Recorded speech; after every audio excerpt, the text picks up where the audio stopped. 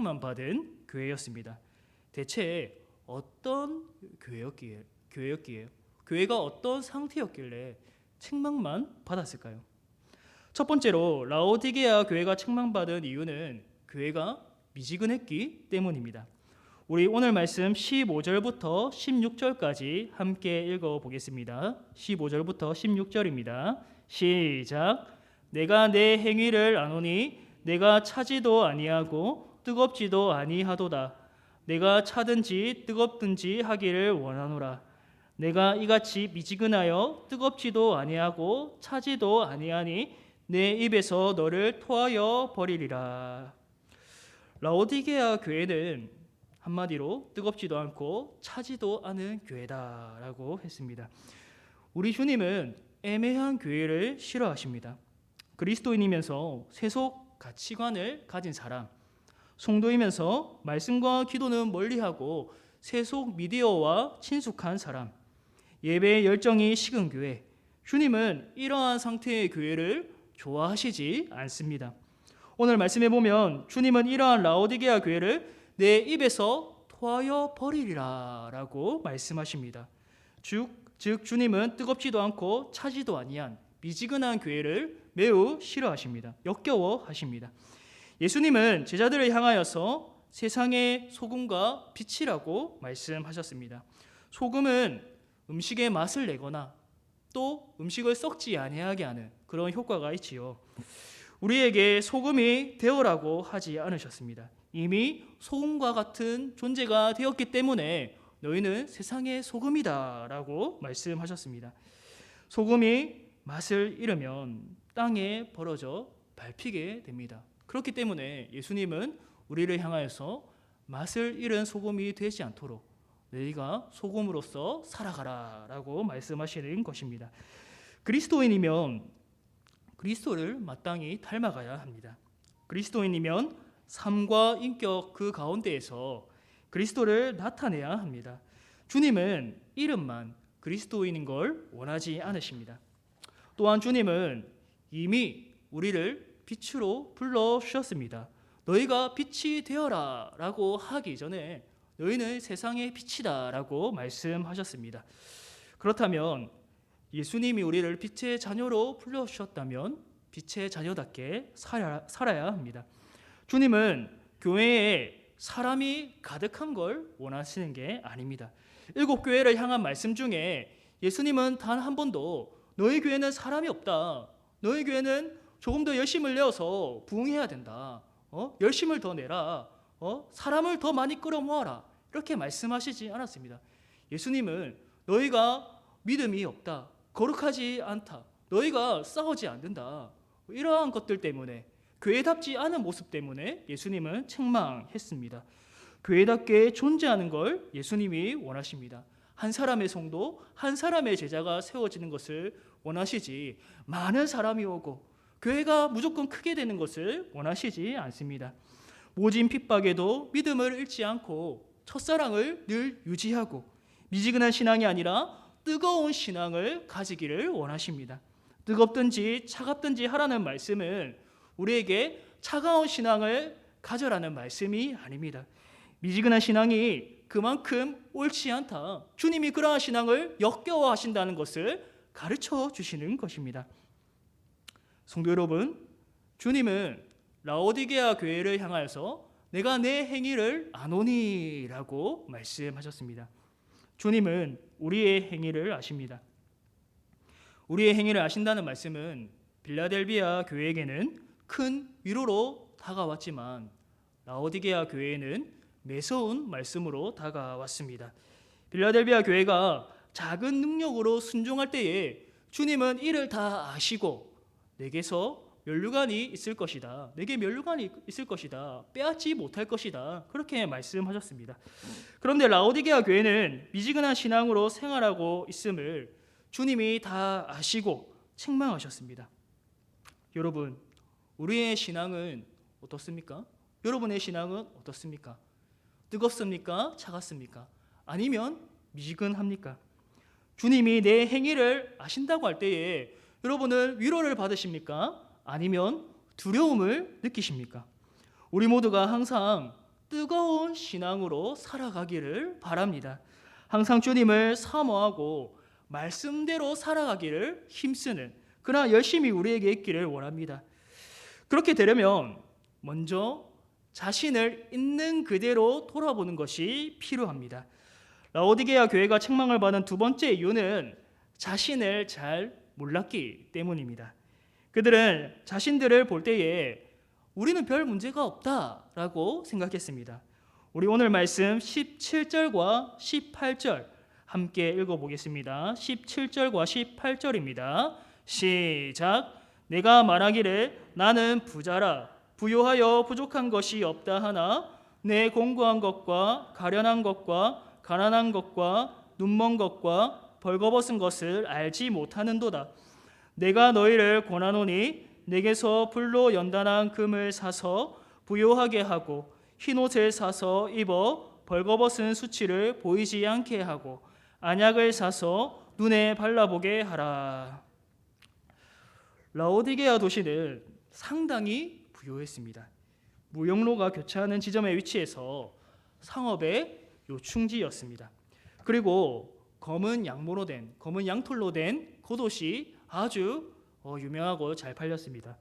또 의학과 제약 산업이 발달했는데 눈에 바르는 안약이 라오디게아에서 굉장히 유명하고 이것도 사람들이 많이 찾았습니다.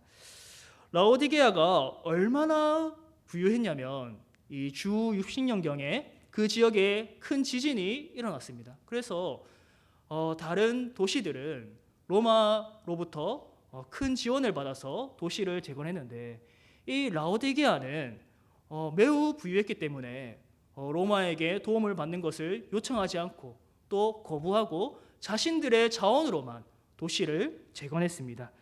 이러한 역사를 보면 그들이 얼마나 부유하고 또 자존심이 강한지를 또 자부심이 강한지를 알 수 있습니다. 그렇기 때문에 그들은 스스로 말하기를 나는 부자라 부요하며 부족한 것이 없다라고 했습니다. 그런데 여러분, 예수님은 어떻게 말씀하십니까? 17절에 내가 말하기를 나는 부자라 부요하여 부족한 것이 없다 하나 내 공고한 것과 가련한 것과 가난한 것과 눈먼 것과 벌거벗은 것을 알지 못하는도다. 라오디게아 교회는 스스로 자신들에 대하여 생각하기를 부요하고 부족함이 없다. 우리는 잘 살고 있다라고 생각했습니다. 그러나 주님은 부자라고 생각했던 그들이 오히려 가난하다라고 합니다. 이들의 잘못이 무엇입니까? 자신들의 영적인 상태를 깨닫지 못했습니다. 자신들은 부유한 자라 부족함이 없다라고 착각했습니다. 그러나 그들의 실상은 공고하고 가련하고 가난하고 눈이 멀고 벌거벗었는데 자신들의 영적인 실태를 전혀 깨닫지 못하면서 자부심을 가지며 살았다는 것이지요. 나는 부자라 부요하여 부족한 것이 없다. 얼마나 어리석고 교만한 모습입니까? 영혼은 심히 궁핍하고 벌거벗었는데도 불구하고 나는 부자이고 사는데 부족함이 없다고 자랑한다면 주님이 이러한 자들을 보실 때에 얼마나 힘드시겠습니까? 이런 상태를 주님은 견딜 수 없기 때문에 토하여 버리겠다고 말씀하십니다. 그래서 예수님은 이에 대한 처방으로 18절에 이렇게 말씀하셨습니다. 내가 너희를 권하노니 내게서 불로 연단한 금을 사서 부요하게 하고 흰 옷을 사서 입어 벌거벗은 수치를 보이지 않게 하고 안약을 사서 눈에 발라보게 하라. 다시 말하면 너희가 부자이고 그리고 옷이 유명하고 의학도 발달하고 로마의 도움 없이 도시를 재건하는 능력을 갖추었다고 생각할지 모르지만 너희가 여기에 자부심을 가질지 모르지만 실제로는 굉장히 너희가 부족한 상태임을 영적으로 결핍이 있는 상태임을 알지 못한다고 말씀하십니다. 그렇기에 너희는 실제로는 가난한 자이기 때문에 내게로부터 불로 연단한 금을 사라. 그것을 사서 부요하게 하라고 말씀합니다. 여러분, 금은 믿음을 나타내는 단어로 볼 수 있습니다. 베드로전서 1장 7절에서 믿음을 금과 비교하여 이렇게 말씀했습니다. 너희 믿음의 확실함은 불로 연단하여도 없어질 금보다 더 귀하여 예수 그리스도께서 나타나실 때에 칭찬과 영광과 존귀를 얻게 할 것이니라. 아멘. 라오디게아를 향한 주님의 이 본문의 말씀은 책망과 조롱이 섞인 권면이었습니다. 너희가 스스로 부자라고 착각하지 말고 주님으로부터 진짜 금을 사서 부유해 져라. 주님은 이 세상에서 가지는 금보다 주님이 주시는 이 금이 더 귀하다고 하십니다. 왜냐하면 주님이 오실 때에 주님이 주시는 그 금을 소유한 자는 칭찬과 영광과 존귀를 얻게 되기 때문입니다. 그러니까 참된 부자는 주님이 주시는 불로 연단한 금을 소유한 자입니다. 이 세상에서 많은 보화를 소유하고 아주 값진 금을 소유했다 할지라도 진짜 영원한 가치는, 주님 오실 때에 빛나는 영원한 가치는 주님이 주시는 금이다, 주님이 주시는 불로 연단한 믿음이다라는 것을 가르쳐 주는 것입니다. 그렇기 때문에 라오디게아 교회는 진짜 금을 추구하여서 참된 부자가 되어야 합니다. 또 주님은 흰옷을 사서 벌거벗은 수치를 보이지 않게 하라라고 말씀하십니다. 라오디게아는 방금도 말씀드렸듯이 검은 양모로 된 옷이 유명했습니다. 주님은 자신으로부터 흰옷을 사서 벌거벗은 수치를 가리라고 하십니다. 그들이 가지고 있는 유명한 잘 팔리는 그 옷이 아니라 자신으로부터 검은 옷이 아니라 흰옷을 사서 입으라라고 말씀하십니다. 그 옷을 사서 너희의 벌거벗은 수치를 가리라고 하십니다. 로마서 13장 14절에는 이렇게 기록되어 있습니다. 오직 주 예수 그리스도로 옷 입고 정욕을 위하여 육신의 일을 도모하지 말라. 스스로 부자라고 생각하는 이 라오디게아 교회는 그리스도를 그렇게 절실하게 필요로 하지 않았습니다. 부자니까, 부유하니까, 부족한 게 없으니까 적당히 예배드리기 위해 모이고 흩어졌습니다. 복음에 대한 열정, 영혼에 대한 구원에 대한 열정도 없었습니다. 자신들이 영적으로 벌거벗었음을 알지 못하고 그냥 부자라서 별 문제 없으니까 사는데 그들은 그냥 여기에 자부심을 가졌습니다. 여러분, 이 세상에서 그 어떤 잘난 사람도 그리스도의 옷이 없이 수치를 가릴 수 없습니다. 즉 그리스도께서 자신의 보혈과 의의 옷으로 옷 입혀주지 않는다면, 우리를 덮어주지 않는다면 하나님 앞에서 그 자신의 수치를 가릴 수 있는 사람 아무도 없습니다. 나는 괜찮습니다.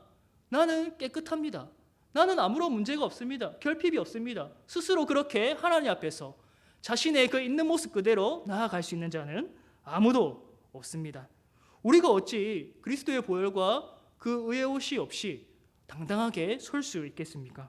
스스로 어찌 나는 하나님의 자녀다, 나는 괜찮다, 나는 깨끗하다, 나는 죄가 없다라고 말할 수 있겠습니까? 따라서 우리는 자신의 늘 이러한 본성을 알고 나의 죄인됨, 원래 나는 악하지만 주님이 은혜로 나를 덮어주셨다라는 것을 알고 늘 그리스도를 사모하고 그리스도의 의로 옷 입고 또 그 의를 따라서 살아가기를 사모해야 됩니다. 자신의 죄인됨을 깊이 깨달을수록, 자신의 수치를 깊이 들여다볼수록 그리스도의 옷의 가치를 더욱 알게 되고 이를 추구하게 됩니다. 흰 옷을 입은 자로서 더러운 죄를 더욱 멀리하게 되지요. 검은 옷을 입었다면 때가 이리저리 묻으면 별로 신경 쓰지 않겠지만 하얗고 순결한 옷을 입게 되면 작은 때도 굉장히 신경 쓰이고 멀리하게 됩니다. 거룩하고 의로운 것을 더욱더 가까이 하게 됩니다. 라오디게아 교회처럼 스스로 착각하는 자들은 영적으로 벌거벗은 자였습니다. 주님이 보실 때 참으로 보기 힘든 사람들, 역겨운 사람들입니다. 영적으로 눈이 밝은 사람이 볼 때도 참으로 이렇게 교만한 자들은 안타까운 사람이죠. 이어서 주님이 또 말씀하시기를 안약을 사서 눈에 발라보라 라고 하십니다. 라오디게아 안약은 굉장히 유명했는데 주님은 자신에게 안약을 사서 발라보라고 하십니다. 그들이 뛰어난 안약을 생산하고 있지만 정작 자신들의 영적인 상태는 깨닫지 못하기 때문에, 분별하지 못하기 때문에 주님으로부터 진짜 안약을 사서 발라보라고 말씀하십니다. 성도 여러분, 눈이 밝아져서 자신의 본 모습을 우리는 잘 볼 수 있어야 합니다. 자신의 영혼을 잘 볼 수 있어야 됩니다. 다른 사람의 영혼을 보기 이전에 자신의 영혼을 볼 수 있어야 됩니다. 주님으로부터 밝은 시야를 얻으면, 분별력을 얻으면 이로써 자기 영혼을 점검할 수 있습니다. 그래야 해서 나의 수치를 많이 발견하고 나의 더러움, 나의 악함, 나의 죄인됨을 발견하고 거기서 끝나는 것이 아니라 그리스도를 추구함으로 나아갈 수 있습니다. 우리 모두가 주님으로부터 진짜 금으로서의 믿음, 또 주님이 주시는 흰옷으로 우리의 수치를 가리고 또 진짜 안약으로 내 영혼을 잘 살필 수 있는, 그래야 해서 주님과 더욱 가까이 지내는 우리 모두가 될 수 있기를 바랍니다. 마지막 세 번째로 라오디게아 교회가 소망이 있는 이유는 주님께서 여전히 그들을 사랑하시기 때문입니다. 19절에서 20절까지의 말씀 우리 함께 읽어봅시다. 시작. 물은 내가 사랑하는 자를 책망하여 징계하노니 그러므로 내가 열심을 내라 회개하라. 볼지어다 내가 문 밖에 서서 두드리노니 누구든지 내 음성을 듣고 문을 열면 내가 그에게로 들어가 그와 더불어 먹고 그는 나와 더불어 먹으리라. 아멘. 내가 사랑하는 자를 책망하여 징계하노니, 주님은 사랑하는 자를 책망하십니다. 사랑하지 않는 자는 내버려 두십니다. 책망하지 않습니다. 사랑하기 때문에 계속 눈에 보이고 잘못된 길로 나아갔을 때 돌이키게 하려고, 거기에서 벗어나게 하려고 애를 쓰십니다. 사실 우리도 라오디게아 교회처럼 부족한 모습이 많이 있을 수 있습니다. 저 또한 주님으로부터 안약을 사서 바르고 내 영혼을 점검할 때에 교만하고 나태한 모습이 얼마나 많은지 모릅니다. 다른 사람들은 보지 못할지라도 주님 앞에서는 숨길 수 없는 은밀한 죄악과 교만이 얼마나 내 영혼에 뿌리 깊게 박혀 있는지 모릅니다. 그렇다면 그렇게 주님으로부터 멀어지고 영적으로 나태해지면 그걸로 끝인가? 곧바로 버림을 당하는가? 토하여짐을 당하는가? 여러분, 그렇지 않습니다. 주님은 우리를 사랑하시기 때문에 말씀하십니다. 사랑하시기 때문에 책망하시고 징계도 하십니다. 영적으로 나태한 상태에 있다면 주님이 우리에게 하시는 말씀에 귀를 기울여야 합니다. 자신이 영적으로 가난하다면, 또 교만에 빠져 있다면 주님이 계속해서 하시는 말씀으로 자신을 돌아볼 수 있어야 합니다. 주님이 우리를 사랑하신다는 증거는 우리를 향하여서 지금도 말씀하신다는 사실입니다. 주님은 우리를 사랑하시기 때문에 말씀하십니다. 하나님께서는 우리를 사랑하시기 때문에 말씀이신 예수님을 이 땅에 보내어 주셨습니다. 우리로 하여금 복된 길로 나아가도록 지금도 우리에게 말씀하고 계십니다. 시편 1편에 이렇게 기록되어 있습니다. 복 있는 사람은 악인들의 꾀를 따르지 아니하며 죄인들의 길에 서지 아니하며 오만한 자들의 자리에 앉지 아니하고 오직 여호와의 율법을 즐거워하여 그의 율법을 주야로 묵상하는도다. 그는 시냇가에 심은 나무가 철을 따라 열매를 맺으며 그 잎사귀가 마르지 아니함 같으니 그가 하는 모든 일이 다 형통하리로다. 아멘. 사랑하는 성도 여러분, 주님은 우리가 시냇가에 심은 나무가 되기를 원하십니다. 잔소리하려고 말씀하시는 것이 아니라 복을 주시려고 우리에게 말씀하십니다. 영적으로 밝은 사람은 참된 복이 무엇인지 알고 세상에서 구할 수 있는 그 금보다 주님이 주시는 그 금을 더 귀히 여기고 주님으로부터 이 복을 구합니다. 오직 여호와의 율법을 즐거워하여 그의 율법을 주야로 묵상하는도다.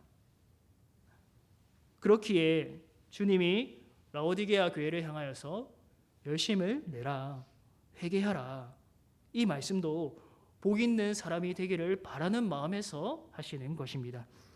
여러분, 이 열심은 무조건 일해라, 열심히 해라 라는 말씀이 아닙니다.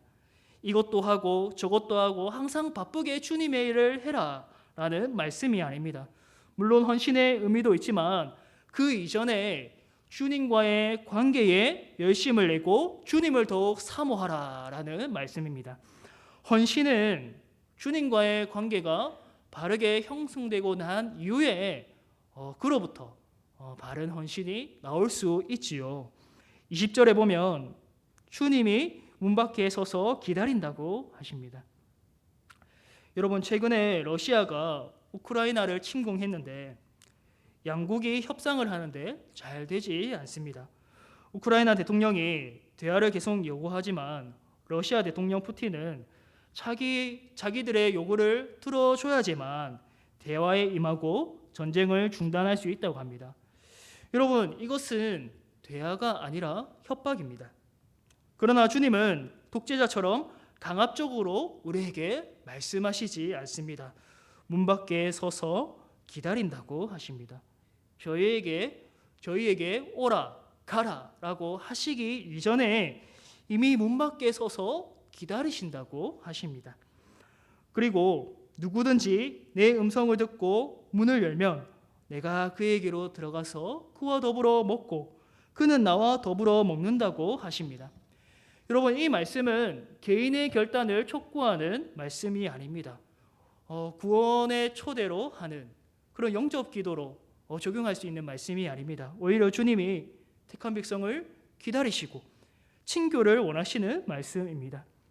성도 여러분, 라오디게아와 같은 교회, 또 우리의 모습이 그와 같은 모습이라 할지라도 소망이 있는 이유는 주님이 우리를 사랑하시고 지금도 기다리시기 때문입니다. 내가 문 밖에 서서 두드리노니, 이 두드린다는 동사는 계속 지속적으로 두드린다는 말씀입니다. 지속적인 동작을 나타냅니다. 주님은 계속해서 기다리면서 두드리고 계십니다. 사랑하는 성도 여러분, 주님의 사랑은 기다리는 사랑입니다. 고린도전서 13장에서 사랑을 말할 때 여러분, 제일 그 사랑을 설명할 때 제일 처음 나오는 말이 무엇입니까? 사랑은 오래 참고 사랑은 온유하며. 주님이 친히 우리에게 모범을 보여주셨습니다. 지금도 주님은 우리 문 밖에 서서 문을 두드리고 계시는지도 모릅니다. 내가 부자라고 스스로 착각하고 교만하게 생각하는 그 순간에 주님은 우리를 사랑하셔서 문 밖에 서서 기다리고 계실 수도 있습니다. 계속해서 말씀으로 문을 두드리면서 자신과 더불어 친밀한 교제를 나누시기를 원하십니다. 너희가 교회의 지체이면서 또 제자이면서 하나님의 자녀이면서 세속에 속하고 세속의 가치에 매몰되지 마라. 그것을 바라보지 말고 나를 바라보라. 부부 관계에 있어서 다른 남자, 다른 여자를 바라볼 때에 어찌 가만히 있을 수 있겠습니까? 나를 바라보라. 나와 함께 교제를 나누자. 친밀한 교제를 나누자. 그 길은 사망의 길이다. 음침한 골짜기다. 내게로 나아오라. 세상 사람들은 조롱하고 핍박할지라도 나와 더불어 교제하고 나의 말씀에 순종하는 것이 너가 복 있는 사람이 되는 것이고 시냇가에 심은 나무가 되는 것이고 많은 열매를 맺고 주님으로부터 큰 상급을 얻는 길이다. 나의 말에 경청해라. 나와 교제를 나누자. 독재자처럼 우리에게 무엇을 얻으려고 하시는 것이 아닙니다. 우리를 풀어먹으려고 말씀하시는 것이 아닙니다. 우리와 사랑의 교제를 나누시기 위해서 문을 두드리십니다. 우리에게 복을 주시려고 문을 두드리십니다. 사랑하는 성도 여러분, 주님은 지금도 우리를 사랑하셔서 계속해서 말씀하시고 문을 두드리심을 믿으시기를 바랍니다. 혹시나 우리는 미지근한 신앙을 가지고 있지는 않습니까? 매너리즘에 빠지지는 않았습니까? 우리가 주님 앞에서 솔직하게 아뢰며 의지할 때에 우리는 주님을 향하여서 문을 열게 됩니다. 주님, 내가 영적으로 궁핍합니다. 가난합니다. 내가 스스로 괜찮다고, 나는 교회 생활 잘하고 있다고, 신앙생활 잘하고 있다고, 믿음이 좋다고 착각했는데 실은 내가 수치를 모르고 가난한 줄 모르고 내가 영적으로 궁핍함을 모르고 있었습니다. 굶어 죽고 있는 것을 모르고 있었습니다. 주님, 이제는 내가 주님과 친밀한 교제, 주님이 주시는 그 만나를 내가 얻기를 원합니다. 내가 주님으로부터 은혜를 받기를 원합니다. 참된 부자, 참으로 부유한 자가 되기를 원합니다. 이렇게 고백하며 주님을 의지할 수 있기를 바랍니다.